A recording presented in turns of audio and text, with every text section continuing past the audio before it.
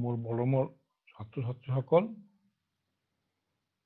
তোমালোকে জানা corona virus সংক্ৰমণৰ বাবে আজি শ্ৰেণীকোঠাৰ ক্লাছ বন্ধ হৈ আছে। গতিকে জ্ঞান বৃক্ষ চেনেলৰ যোগেদি আমি টেলিক্লাছ কৰি আছো। তোমালোকে সদায় এই প্ৰগ্ৰামটো ৰেগুলাৰ চাই থাকিবা। মই আজি ক্লাছ 8ৰ গণিত শিকাম অলপ। এইটো তৃতীয় অধ্যায় হ'ব।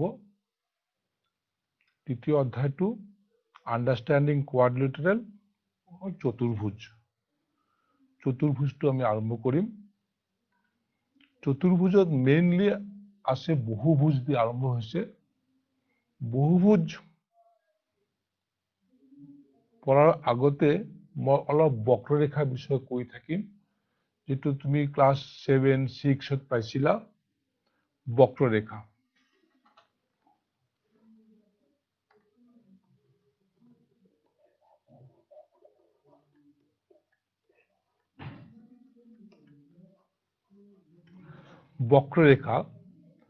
বক্ৰৰেখাটো হ'ল এনেকুৱা, বহীত পেন্সিল বা কলম লগাই ৰাখি যদি যিকোনো দিশ সলনি কৰি বা দিশ সলনি নকৰি যিকোনো ৰেখা টানিলেই বক্ৰৰেখা পোৱা যাব।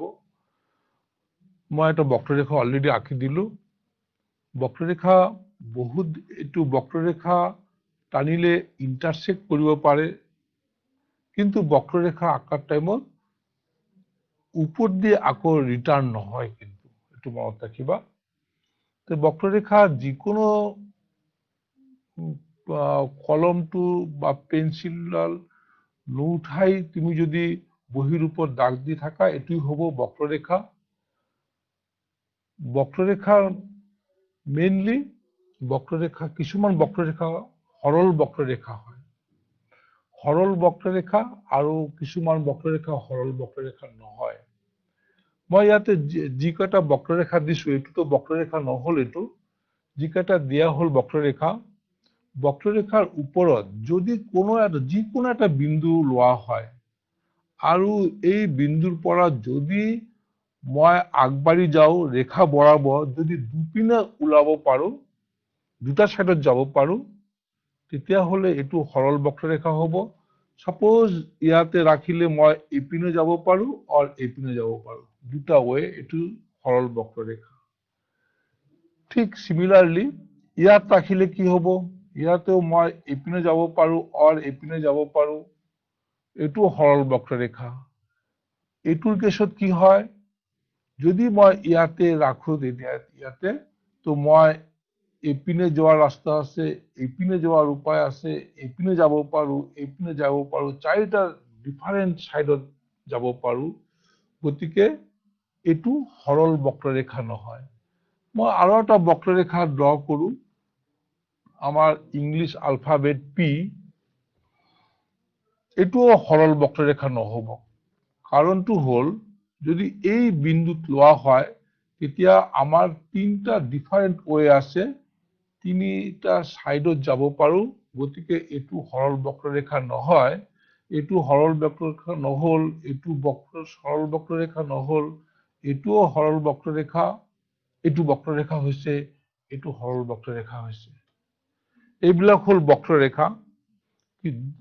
তাৰ কিছুমান হৈছে সৰল বক্ৰৰেখা, কিছুমান সৰল বক্ৰৰেখা নহয়। আকৌ আবদ্ধ বক্ৰৰেখা, যিবিলাক বক্ৰৰেখা কোনো এটা বিন্দুৰ পৰা আৰম্ভ হৈ আকৌ গৈ একই বিন্দুত যদি লগ লাগে, তাক কোৱা হ'ব আবদ্ধ বক্ৰৰেখা। তো সৰল বক্ৰৰেখা আবদ্ধ হ'ব পাৰে। বক্ৰৰেখা যেতিয়া আমি ড্ৰ কৰিম, যদি বক্ৰৰেখাটো দিশ সলনি নহয়, তেতিয়াহলে আমি সৰল ৰেখা পাম। এতিয়া বক্ৰৰেখা হৈ গল। বক্ৰৰেখা আমি কি পাইছো, আবদ্ধ বক্ৰৰেখা, সৰল বক্ৰৰেখা আৰু ৰেখা। যদি বক্ৰৰেখা দিক সলনি নকৰি গৈ থাকে তেতিয়া ৰেখা পোৱা যায়। মই এতিয়া আমাৰ টপিকস বহুপদ পলিনোমিয়ালত আহি যাম। বহুভুজ পলিনোমিয়াল। বহুভুজ হল এটা আবদ্ধ সৰল বক্ৰৰেখা। এইটো ডেফিনেশনটো আমাৰ টেক্সট বুকত আছে, তোমালোকে লৈ ল'বা বুকৰ পৰা। বহুভুজ হল এটা সৰল আবদ্ধ বক্ৰৰেখা বাহুখণ্ডৰে গঠিত। কেবলমাত্র রেখাখণ্ড সমূহ দ্বারা গঠিত সরল আবদ্ধ বক্ররেখায় বহুভুজ হয়। ডেফিনেশনটো দিয়া আছে বুকত। তো মই কেইটামান বহুভুজ ড্ৰ কৰো। ফাৰ্স্ট বহুভুজ, মই তিনিটা ৰেখাৰে আবদ্ধ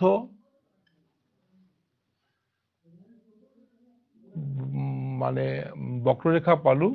যেহেতু এইটো ৰেখাখণ্ডৰে গঠিত, গতিকে এইটো এটা বহুভুজ হব।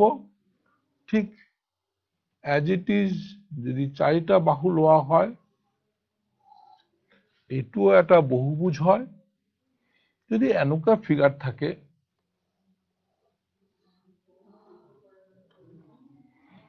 এইটো বহুভুজ নহব।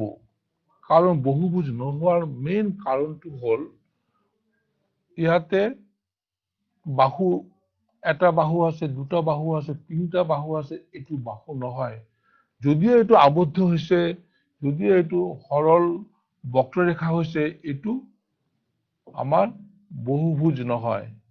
বহুভুজ, এইটো বহুভুজ হল, এইটো বহুভুজ হল, তেতিয়াহলে সরল ৰেখাৰে গঠিত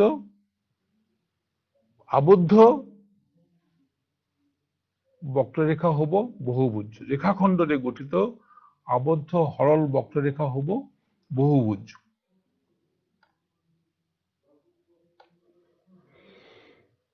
বহুভুজ এতিয়া আমি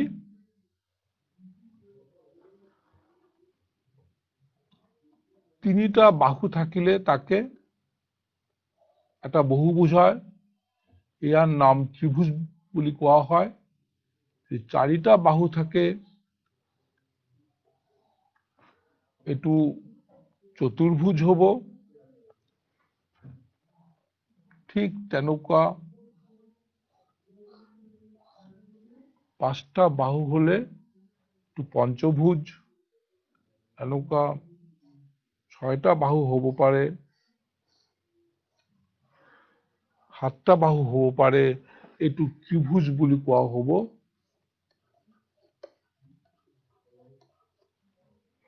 এইটো চতুৰ্ভুজ বুলি কয়।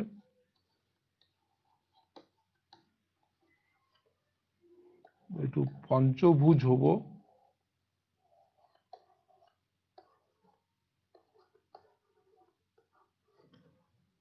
এইটো হৰভুজ হব। এনেকুৱা 7 সাইড, 8 সাইড, 9 সাইড হব পাৰে। আৰু বহুত সাইড হলে এইটো বহুভুজ বুলি কোৱা হয়। তো মিনিমাম কমপক্ষে বহুভুজত তিনটা বাহুৰ ৰেখাখণ্ড হব লাগিব। তিনটা হলে ত্ৰিভুজ, চতুৰ্ভুজ, তাৰপিছত পাঁচটা বাহু হলে পঞ্চভুজ, ছয়টা বাহু হলে হৰভুজ।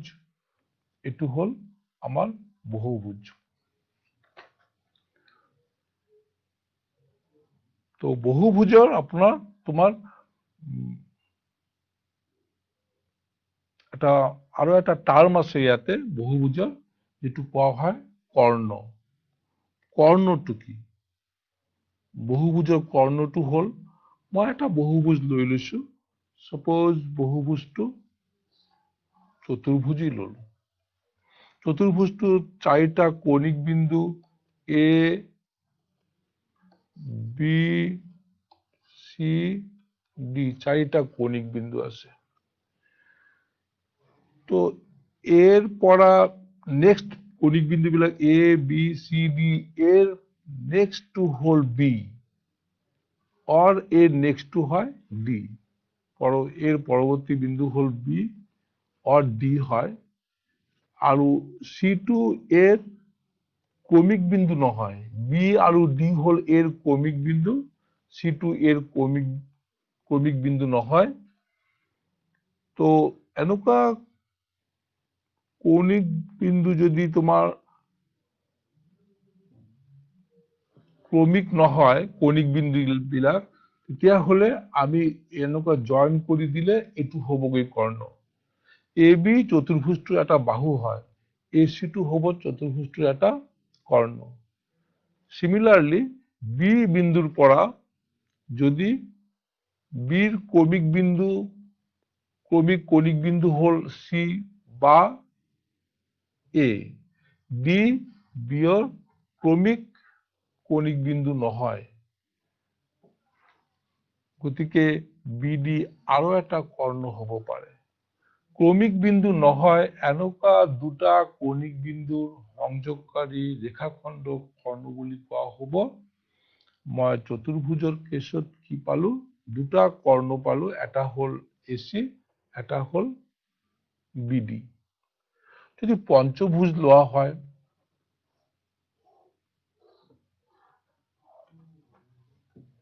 কৌণিক বিন্দু A B C D E, এর ক্রমিক কৌণিক বিন্দু বি অর ই হব। তো এর ক্রমিক নহয় এনেকুৱা কৌণিক বিন্দু সি আৰু ডি, গতিকে এসি আৰু বিডি যুক্ত কৰিলে, এডি যুক্ত কৰিলে আমি এ বিন্দুৰ পৰা দুটা কৰ্ণ পাও, এটা এসি, এটা বিডি। একেদৰে বি বিন্দুৰ পৰা, বিৰ বিন্দুৰ কৌণিক বিন্দু হল সি বা এ, গতিকে বিসি এ বি এ কর্ণ নহয়, ক্রমিক নহয় এনেকুৱা কৌণিক বিন্দু হল ডি বা ই, গতিকে বিডি আৰু বিই দুটা কৰ্ণ হব। সি বিন্দুৰ পৰা ক্ৰমিক নহয় এনেকুৱা কৌণিক বিন্দু হল ই আৰু এ, গতিকে সি ই আৰু সি এ, সি এটো আগতে আঁকা আছিলে, গতিকে আমি ইয়াতে কর্ণ পালো, পাঁচটা কর্ণ পাইছো। ইয়াতে কর্ণ হৈছিলে দুটা, ইয়াতে কর্ণ হৈছে পাঁচটা। আৰু এটা এক্সাম্পল লৈ লও, 6-sided ফিগাৰ, হৰভুজ।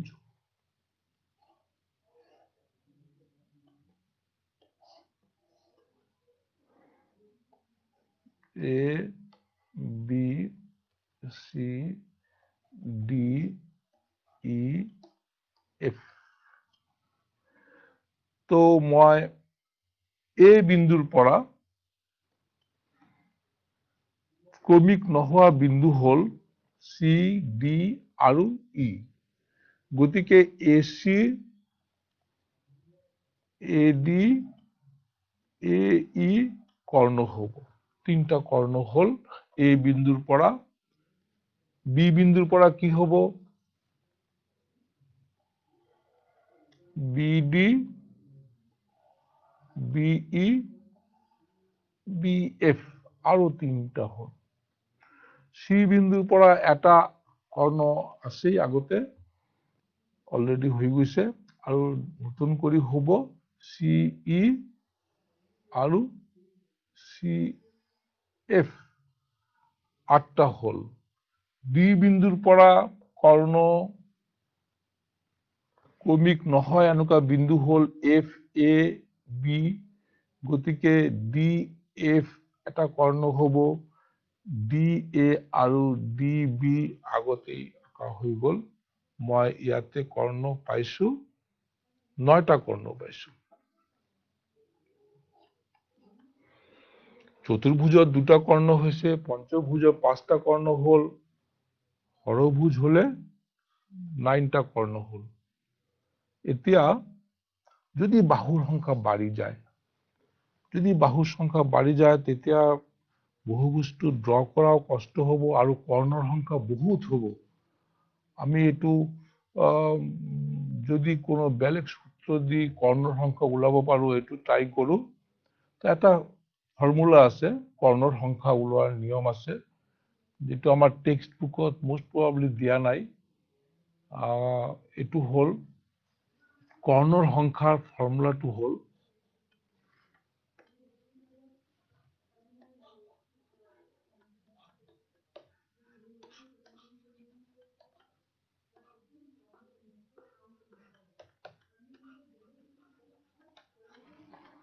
কৰ্ণৰ সংখ্যা ইজিকেল টু, যদি বহুভুজটোৰ বাহুৰ সংখ্যা n হয়, কারণ বহু মানে বাহুর সংখ্যা হবো তো 10 বা 12 n যদি হয়, তেতিয়া হলে আমি ফর্মুলাটো হবো n into n minus 3/2। n হল বাহুর সংখ্যা আৰু বহুভুজৰ বাহুৰ সংখ্যা মিনিমাম 3টা হয়, গতিকে n ৰ ভ্যালুটো হ'ব লাগিব গ্ৰেটাৰ অৰ ইকুৱেল টু 3, 3তকৈ ডাঙৰ বা হ'ব n স্বাভাৱিক সংখ্যা। যদি বহুভুজটোৰ বাহুৰ সংখ্যা 10 হয়, মানে n ইজিকেল টু 10 যদি হয়, তেতিয়া কৰ্ণৰ সংখ্যা কিমান হ'ব? মই ইয়াতে 10 বহাই দিলেই আমি এনসার পাই যাম। 10 বহাই দিলে কি হ'ব? 10 ইনটু 10 মাইনাস 3/2, এইটো ক্যান্সেল হলে 5, 5 7 যা 35টো কর্ণ হব যদি বাহুৰ সংখ্যা 10 হয়। মই চতুৰ্ভুজৰ কিমানটা কর্ণ পাইছিলো? 2টা। চতুর্ভুজ মানে 4টা বাহু, n এর ভ্যালু 4 বহাই দিলে কি হব? n ইজিক্যাল টু 4 হলে কি হয়? 4 ইন্টু 4 মাইনাস 3/2 ইজিক্যাল টু 1, 2 হয়। তো আমি পাইছিলো যে চতুৰ্ভুজৰ কৰ্ণৰ সংখ্যা 2। পঞ্চভুজৰ কি পাইছিলো? n ইজিক্যাল টু 5 হলে কি হব? তেতিয়া হলে n এর ভ্যালু 5 লিখিলে 5 ইন্টু 5 মাইনাস 3/2, এইটো ক্যালকুলেশন কৰিলে আমি 5 পাই যাম। গতিকে ইয়াতে কৰ্ণৰ সংখ্যা 5 যেটো আমি ড্ৰ কৰি পাইছিলো, 5টাই পাইছিলো, গতিকে এই ফৰ্মুলাটো আমাৰ ঠিকই আছে। বহুভুজৰ বাহুৰ সংখ্যা বহুত হৈ গলে আমি ড্ৰ কৰি কৰ্ণ ওলোৱাৰ দিগদাৰি হয়। এইটো সূত্ৰ ব্যবহাৰ কৰিলে আমি কৰ্ণৰ সংখ্যা পাই যাম। কৰ্ণৰ সংখ্যাৰ ফৰ্মুলা হল n ইনটু n মাইনাস 3/2। যদি বাহুৰ সংখ্যা বা উদাহৰণ দিছিলো বাহুৰ সংখ্যা যদি 10 হৈ যায়, তেতিয়া কৰ্ণৰ সংখ্যা হ'ব 35। এইটো ফৰ্মুলা ব্যবহাৰ কৰি পাইছিলো। আৰু চতুৰ্ভুজ মানে n এৰ ভ্যালু 4 হলে তেতিয়া ক্যালকুলেশন কৰিলে 2 পোৱা যায়, যেটো মই এই অলপ আগতে ইয়াতে আকৌ আঁকিছো। চতুৰ্ভুজ, ইয়াৰ কৰ্ণৰ সংখ্যা কি হ'ব? এইটো এটা, এইটো এটা, দুটা হয়। পঞ্চভুজ মানে n এর ভ্যালু 5 হ'ব, n এর ভ্যালু 5 হলে কৰ্ণৰ সংখ্যা 5 হয়।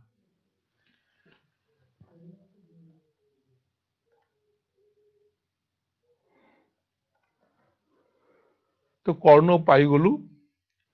আৰু যেতিয়াই বহুভুজ এটা মানে ড্ৰ কৰা হয়, এই চতুৰ্ভুজে ড্ৰ কৰিছো। চতুৰ্ভুজ ড্ৰ কৰাৰ লগে লগে পেপাৰটো দুটা পাৰ্ট হৈ গল। এটা আভ্যন্তৰিক ভাগ, অন্তভাগ, এইটো অন্তভাগ, আৰু এইটো বহিৰ্ভাগ। এইবিলাক বাহিৰত আছে, এইবিলাক এইটো অন্তভাগ। যিকোনো বহুভুজ ড্ৰ কৰিলে, বহুভুজ বা আবদ্ধ বক্ৰৰেখা ড্ৰ কৰিলেও এইটো হব অন্তভাগ, এইটো হব বহিৰ্ভাগ। আভ্যন্তৰীণ অংশ আৰু বহিস্থ অংশ। এতিয়া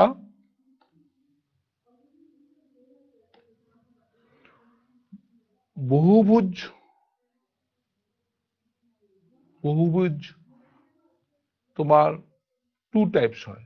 দুবিধ হয়।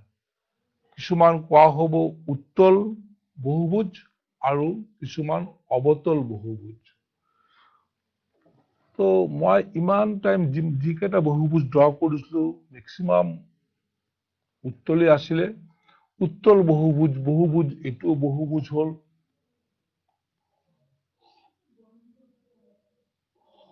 এইটো বহুভুজ হল, এই ত্ৰিভুজ হৈ গৈছে, এইটো যি নহওক। আৰু বহুভুজ, এইটোও বহুভুজ হল।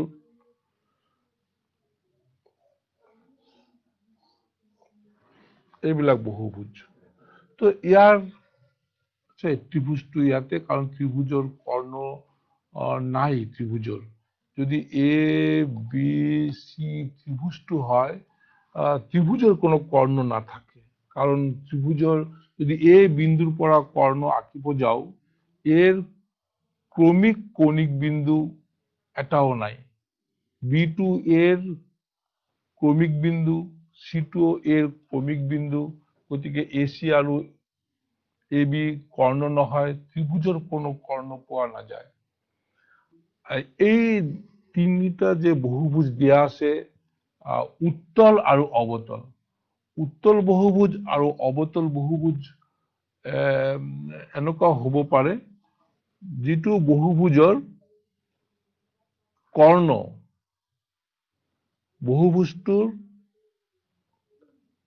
ভিতৰতে থাকে, বহুভুজটোৰ বাহিৰত নাযায়।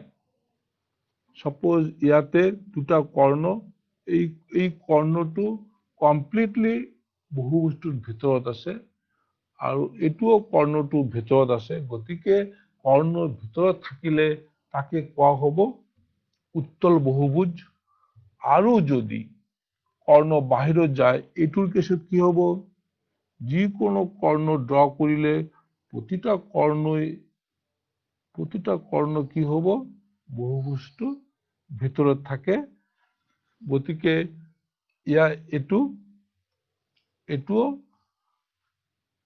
উত্তল বহুভুজ। এইটো যদি কৌণিক বিন্দুবোৰ A B C D E হয়, তেতিয়াহ'লে সি বিন্দুৰ পৰা কৰ্ণ ড্ৰ কৰিলে কি হ'ব, সি বিন্দুৰ ক্ৰমিক বিন্দু হল ডি আৰু ক্ৰমিক কৌণিক বিন্দু ডি আৰু বি হয়। গতিকে ই টু সিৰ ক্ৰমিক কৌণিক বিন্দু নহয়, সি ই টু হ'ব এটা কৰ্ণ। এই কৰ্ণটো আমাৰ এই বহুভুজটোৰ বাহিৰত ওলাই গৈছে। গতিকে এইটো অবতল বহুভুজ বুলি কোৱা হ'ব। অবতল বহুভুজ। এইটো আৰু এটা বহুভুজ ড্ৰ কৰিছো, এইটো A B C D E F.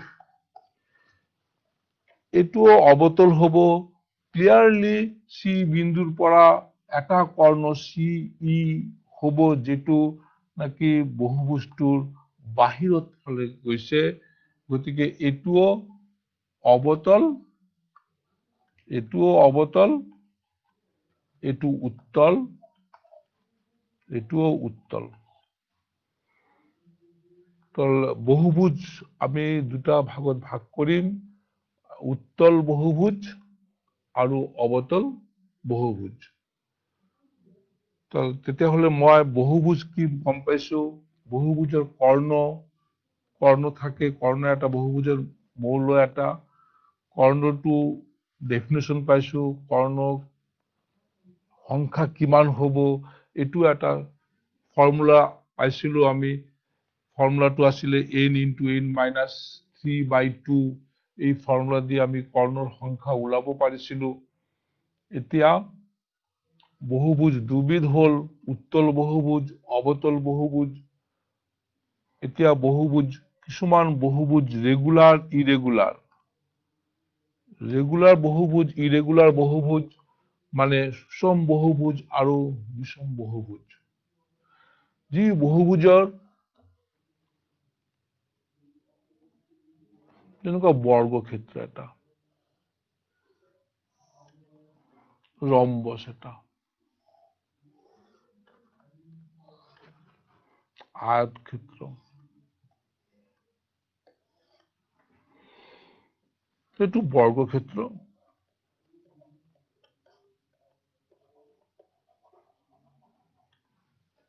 চতুৰ্ভুজ না হয় ৰম্বস।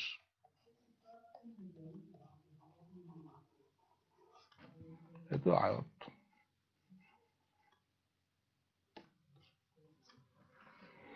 এই বৰ্গক্ষেত্ৰটোৰ প্ৰতিটা বাহু সমান আৰু প্ৰতিটা কোণ সমান। যি বহুভুজৰ প্ৰতিটা কোণ আৰু প্ৰতিটা বাহু সমান হব তাকে কোৱা হব ৰেগুলাৰ বহুভুজ, সুষম বহুভুজ। আৰু যেটোৰ ইয়াৰ প্ৰতিটা বাহু ৰম্বস প্ৰতিটা বাহু সমান হব, বাহুৰ মাপবিলাক সমান, কিন্তু কোণবোৰ সমান নহয়।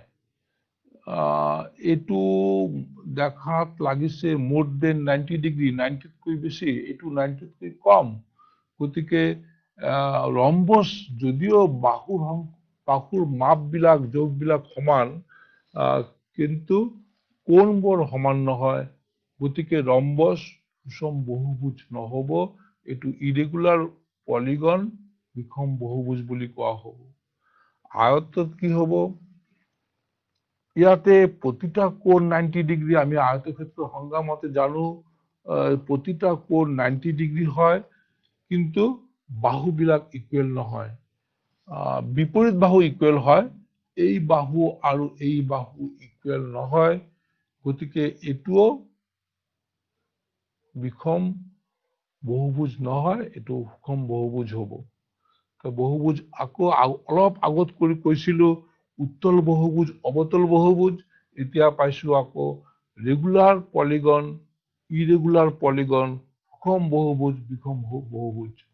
যি বহুভুজৰ বাহুৰ যোগ আৰু কোণবোৰৰ যোগ একই হব, এটো হব আমাৰ সুষম বহুভুজ।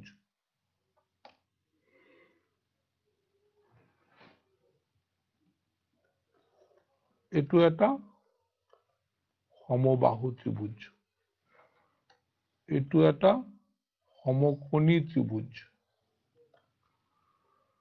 তো এই দুটাৰ মাজত এটো সুষম বহুভুজ হব, এটো নহয়। কাৰণ ইয়াৰ সমবাহু ত্ৰিভুজৰ প্ৰতিটা কোণৰ মাপ কিমান ডিগ্ৰি হয় সমান হব, আৰু প্রতিটা কোণ 60 ডিগ্রি হব, লগতে প্রতিটা বাহুর যোগও একই হব। এটো হল আমার সুষম বহুভুজ। ইয়াতে এটো 90 ডিগ্রি হব, কারণ ত্রিভুজের এটা কোণ 90 ডিগ্রি, বাকি দুটা পূরক কোণ হব, 90তকৈ সৰু হব। গতিকে এটো কোণবিলাক যোগ এক নহব, এটো সুষম বহুভুজ নহয়।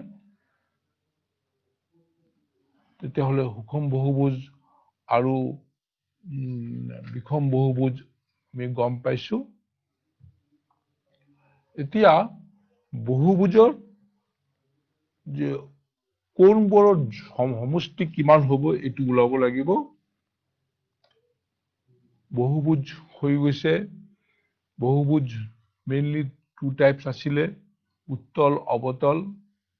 তাৰ পাছত বহুভুজ, সুষম বহুভুজ আৰু ৰেগুলাৰ পলিগন আৰু ইৰেগুলাৰ পলিগন। এতিয়া পলিগন বহুভুজ, মই বহুভুজৰ এটা বহুভুজ লৈছো, চতুৰ্ভুজ লৈছো। চতুৰ্ভুজৰ 4টা কৌণিক বিন্দু আছে, গতিকে চতুৰ্ভুজৰ 4টা কোণ আছে। এটা কোণ এটো, এটো, এ কোণ, বি কোণ, সি কোণ আৰু ডি কোণ। এই কোণটোক আমি এনেকুৱা প্ৰকাশ কৰিম, এই কোণটো লিখিবলৈ হলে suppose এটো কোণ, কৌণিক বিন্দুটো হল বি।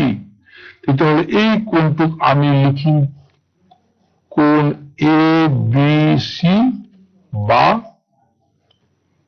কোণ CBA এনেকুৱা কোণটো লিখা হয়। এনিৱে ইয়াতে মই A কোণ, B কোণ, C কোণ, D কোণ বুলি কম। এই চাৰিটা কোণৰ সমষ্টি কিমান হ'ব? আমি সৰু ক্লাছত পাইছিলো ত্ৰিভুজৰ তিনিটা কোণৰ সমষ্টি 180 ডিগ্ৰী।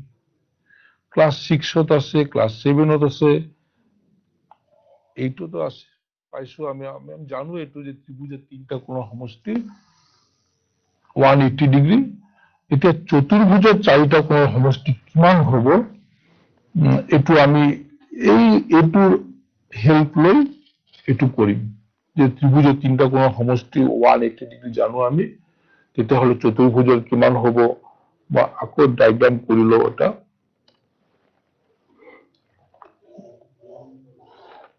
চতুৰ্ভুজ কৰিম আৰু পঞ্চভুজ কৰিম।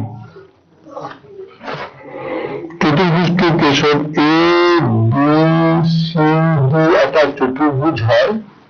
এই চতুৰ্ভুজটোৰ চাৰিটা কোণৰ সমষ্টি কিমান হ'ব? আমি জানো অলৰেডি যে ত্ৰিভুজৰ তিনিটা কোণৰ সমষ্টি 180 ডিগ্ৰী। মই ফাৰ্ষ্ট যিকোনো এটা কৌণিক বিন্দু বা A লৈছো, এৰ পৰা যিমান কেইটা কৰ্ণ ড্ৰ কৰিব পৰা যায় কৰ্ণ আঁকি ল'ব লাগিব। এৰ পৰা এটাই কৰ্ণ আঁকিব পাৰিছো আৰু লগে লগে দুটা ত্ৰিভুজ হৈ গৈছে। অলপ ইয়াতে আহি যাওঁ, পঞ্চভুজৰ কৌণিক বিন্দু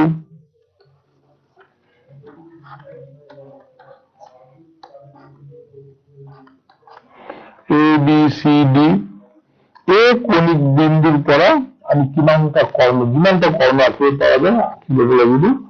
ফাৰ্ষ্ট এটা কৰ্ণ হ'ব AC, কাৰণ C বিন্দুটো এৰ কৌণিক বিন্দু নহয়, আৰু একেদৰে ADও আৰু এটা কৰ্ণ হ'ব। ইয়াতে দুটা ত্ৰিভুজ হৈছে, ইয়াতে তিনিটা ত্ৰিভুজ হৈছে। তো চাৰিটা কোণ আছিলে এংগেল A কোণ যোগ B কোণ যোগ C কোণ যোগ D কোণ, ইয়াৰ ভেলু কিমান হ'ব আমাৰ ওলাব লাগে। তো এই চাৰিটা কোণ যেতিয়া এটা কৰ্ণ ড্ৰ কৰা হ'ল, তেতিয়াহ'লে এই কোণটো দুটা পাৰ্ট হৈ গৈছে। এটা পাৰ্ট নাম হ'ব BAC, আদাৰ্সটো হ'ব DAC। ঠিক C কোণটো দুটা পাৰ্ট হৈছে, এটা পাৰ্ট এইটো BCA আৰু এটা DCA হ'ল। যদি এই কোণটো মই 1 লিখিছো, এইটো 2 লিখিছো, এইটো 3, এইটো 4 লিখা হয়, তেতিয়াহ'লে এংগেল 1 আৰু 2 মিলি হ'ব এংগেল A2 হ'ব। ঠিক 3 আৰু 4 মিলি হ'ব এংগেল C। এতিয়া আমি ABC ত্ৰিভুজটো ল'লে তাতে তিনিটা এংগেল কি আছে? এটা এংগেল 1, এটা এংগেল B, এটা এংগেল 3। গতিকে আমি ইয়াতে ABC ত্ৰিভুজৰ ক্ষেত্ৰত কি পাম? Angle 1 plus angle B plus angle 3 equal to আহি যায়, এইটো 180 আমি জানো, 180 ডিগ্ৰী। একইদৰে ACD ত্রিভুজের তিনটা অ্যাঙ্গেল কি আছে? অ্যাঙ্গেল 2 আছে, এটা অ্যাঙ্গেল D আছে, আৰু অ্যাঙ্গেল 4 আছে। এটো 180 ডিগ্ৰী হ'ল।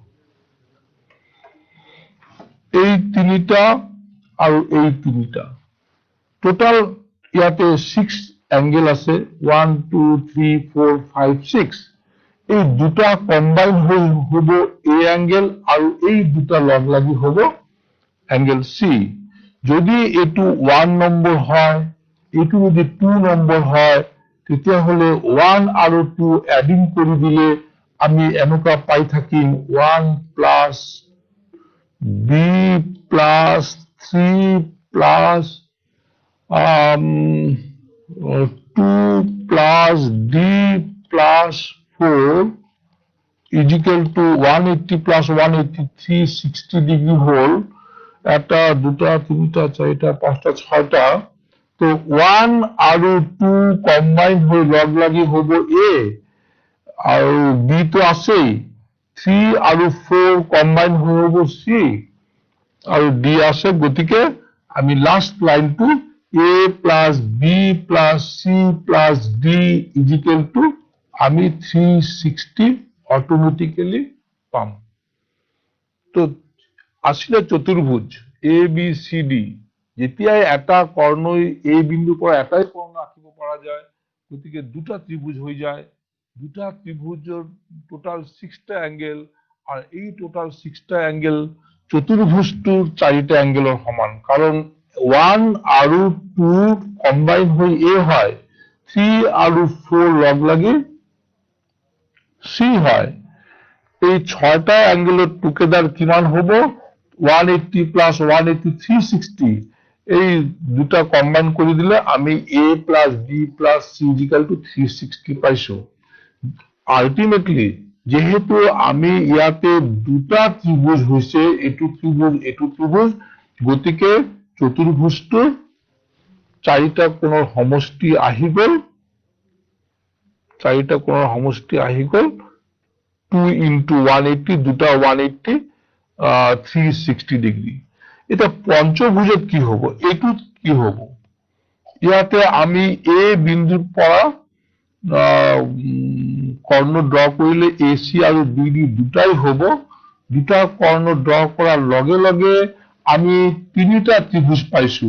1 নম্বৰ ত্ৰিভুজ, 2 নম্বৰ ত্ৰিভুজ, 3 নম্বৰ ত্রিভুজ।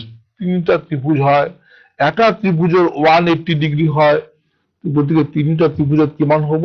3 into 180 degree is equal to 540 degree হব। পঞ্চভুজৰ 5টা কোণৰ সমষ্টি হবগৈ 540। এই অ্যাঙ্গেল বিলাক যদি মই এইটো অ্যাঙ্গেল 1, এইটো অ্যাঙ্গেল 2, এইটো অ্যাঙ্গেল 3 বুলি কোৱা হয়, এই অ্যাঙ্গেল 4, এই অ্যাঙ্গেল 5, এই অ্যাঙ্গেল 6, এই অ্যাঙ্গেল 7, এই কোণটো তিনিটা পার্ট হয়েছিল, তিনটা পার্ট 1, 2, 3 টোটাল হব গৈ এ। বি তো কমপ্লিট আছে, সি টু দুটা পার্ট হয়েছে 4 আৰু 5 টোটাল মিলি সি হব। সিমিলাৰলি বি পয়েন্ট 6 আৰু 7 মিলি বি হব, ই আছে। গতিকে তিনটা ত্ৰিভুজৰ টোটাল অ্যাঙ্গেল হব 9টা। এই 9টা অ্যাঙ্গেল কম্বাইন কৰি আলটিমেটলি 5টা অ্যাঙ্গেল হব, A angle, B angle, C angle, D angle, E angle. গতিকে তিনটা ট্রায়াঙ্গেলের টোটাল অ্যাঙ্গেল 3 into 180 ডিগ্রি 540। গতিকে A angle plus B angle plus C angle plus D angle is equal to 540 হয়ে যায়। চতুর্ভুজ হলে এ পয়েন্টের পৰা আমি একটা কৰ্ণ আঁকিছো, দুটা ত্ৰিভুজ হয়েছে, তো 4টা কোণৰ সমষ্টি আহি গ'ল 180 into 2 360। পঞ্চভুজ লৈছিলো তেতিয়া এই বিন্দুৰ পৰা কৰ্ণ ড্ৰ কৰিলে আমি তিনিটা ত্ৰিভুজ পাও। গতিকে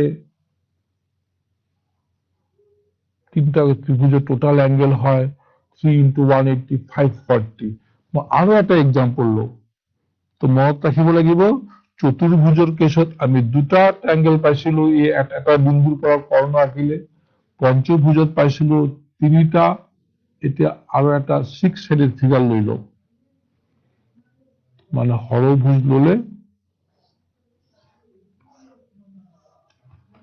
যদি কৌণিক বিন্দু বিলাক A B C D E F, তেতিয়াহলে এ বিন্দুৰ পৰা কৰ্ণ এটা হ'ব AC, এটা হ'ব AD, এটা হ'ব AE, তিনিটা কৰ্ণ হ'ব আৰু লগে লগে কেইটা ত্ৰিভুজ হ'ল 1 2 3 4 চাৰিটা ত্ৰিভুজ হ'ল গতিকে টোটাল এঙ্গেল এই ছয়টা এঙ্গেলৰ সাম কিমান হ'ব চাৰিটা ত্ৰিভুজ গতিকে 4 into 180 degree is equal to আহি গৈ হ'ব কিমান 720 ডিগ্ৰী এই ছয়টা এঙ্গেলৰ সাম 720 ডিগ্ৰী ইয়াতে আমি এটা ৰিলেশন দেখা পাইছো যেতিয়া মই চতুৰ্ভুজ লৈছিলো তেতিয়া মই ত্ৰিভুজৰ সংখ্যা পাইছিলো দুটা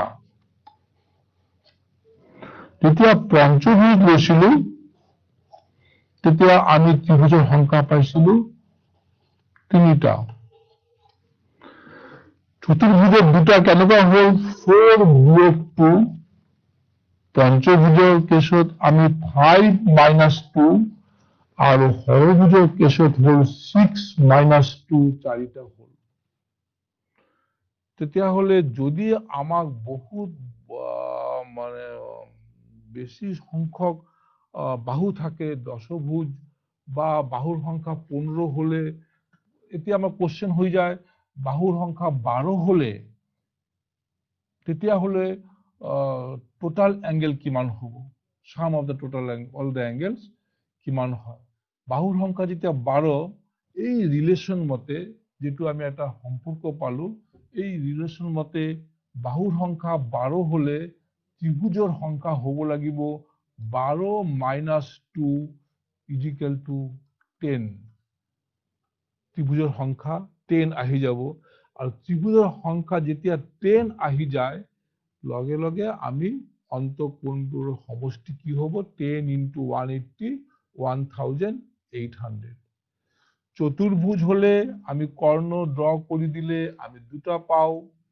4 minus 2 করলে 2 2 মানে দেখা গৈছে একটা রিলেশনত আহি গৈছে 4 minus 2 পঞ্চভুজ হলে আমি কর্ণ ড্র করে দিলে দুটাই কর্ণ হয় এটা কোণিক বিন্দুৰ পৰা গতিকে তিনিটা হয় 5 minus 2 হৰভুজৰ কেছত কি হল 6 minus 2 4টা ত্ৰিভুজ হ'ব এই ৰিলেশনৰ পৰা যদি বাহুৰ সংখ্যা 12 হয় তেতিয়া ত্ৰিভুজৰ সংখ্যা হ'ব 10 তেতিয়া হলে অন্তঃকোণৰ সমষ্টি হ'ব 10 into 180 আহি যাব 1800 গতিকে ইয়াৰ পৰা এটা কমন ৰিলেশন লিখিব পাৰো বাহুৰ সংখ্যা বহুত মানে n হলে কিমান হ'ব তো বাহুৰ সংখ্যা বহুভুজৰ এটো লিখি দিও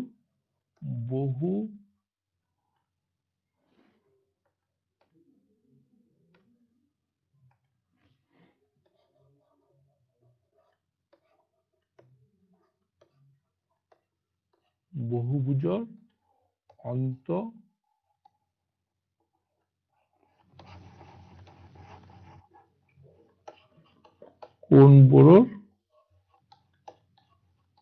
সমষ্টি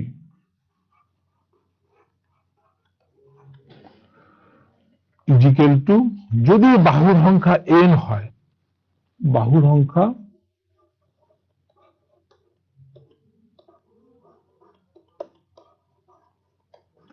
n হলে বাহুৰ সংখ্যা n হলে এটো ভাল হোৱা নাই বুজি লব লাগিব বাহুৰ সংখ্যা n হলে অন্তঃকোণৰ সমষ্টি বাহুৰ সংখ্যা n হলে ত্ৰিভুজৰ সংখ্যা হ'ব n minus 2 গতিকে মোট অন্তঃকোণৰ সমষ্টি হ'ব n minus 1 into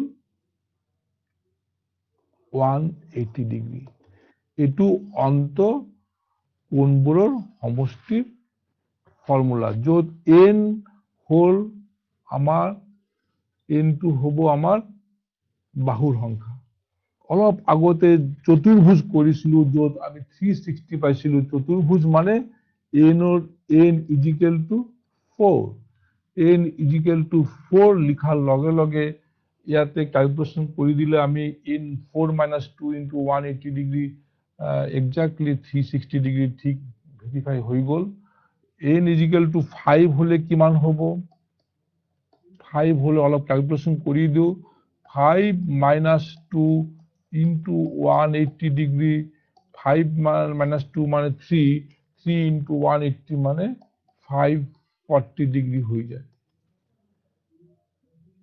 as it is 6 2 করেছিল n 6 হলে আমি 720 পাইছিল তাতে 6 হলে অন্তঃকোণৰ সমষ্টি কিমান হ'ব 6 minus 2 into 180 degree that is 4 into 180 degree 720 degree তেতিয়া হলে আমি বহুভুজৰ অন্তঃকোণবোৰৰ সমষ্টি ওলোৱাৰ এটা ফৰ্মুলা পাইছো ফৰ্মুলাটো বহুত easy n minus 2 into 180 degree into বাহুৰ সংখ্যা নিৰ্দেশ কৰে যে কৰ্ণৰ সংখ্যা যেতিয়া কৰিছিলো তেতিয়া ফৰ্মুলা আছিল কৰ্ণৰ সংখ্যাটো n into n minus 3 by 2 আছিল মোৰ ক্লাস অলমোস্ট হৈ গল এতিয়া মই আৰু লাষ্ট এটা পইণ্ট অলপ ডিসকাশন কৰো তোমালোকৰ লগত এতিয়া বহুভুজ মই এটা ত্ৰিভুজ লৈছো और চতুৰ্ভুজ যি লোৱা নহয় কিয় এ বি সি এটা ত্রিভুজ হয় ত্রিভুজের তিনটা বাহু এ বি বাহু বি সি বাহু যদি বাহু বোৰ এটা সাইডত বৰ্ধিত কৰা হয় সাপোজ এ বি টু মই এক্সটেন্ড কৰি দিছো বৰ্ধিত কৰি দিছো ডি লৈকে তেতিয়া হলে বাহিৰত এটা কোণ উৎপন্ন হয় এই কোণটো কোৱা হ'ব বিৰ বহিস্থ কোণ আৰু বিৰ ভিতৰৰ কোণটো হ'ল অন্তস্থ কোণটো হ'ল এই ভিতৰৰ অন্তস্থ কোণৰ নামটো হ'ব এংগেল এ বি সি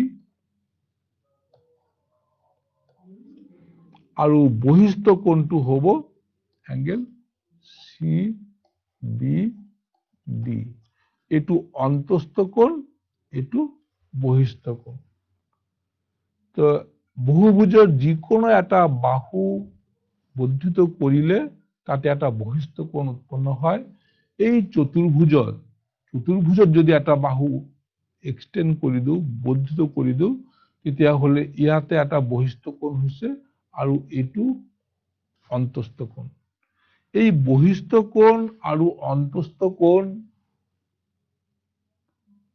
মিলি 180 ডিগ্ৰী হ'ব কারণ আমি জানো যে এটা সরলরেখা এটা বিন্দুত 180 ডিগ্রি কোণ করে যদি ইয়াতে কোনো একটা রশ্মি টানা হয় তেতিয়া হলে দুটা পার্ট হৈ গল এটু আৰু এটু এই দুটা মিলি সৰল কোণ হয় আৰ সৰল কোণৰ মান 180 ডিগ্ৰি হয় গতিকে বহিস্থ কোণ অন্তস্থ কোণৰ সমষ্টি 180 ডিগ্ৰি হ'ব এটু আমি মনত ৰাখিম আমাৰ নেক্সট ক্লাসত এটু লাগিব তেতিয়া হলে মই আজি ইয়াতে মোৰ ক্লাস সমাপ্ত কৰিলো ধন্যবাদ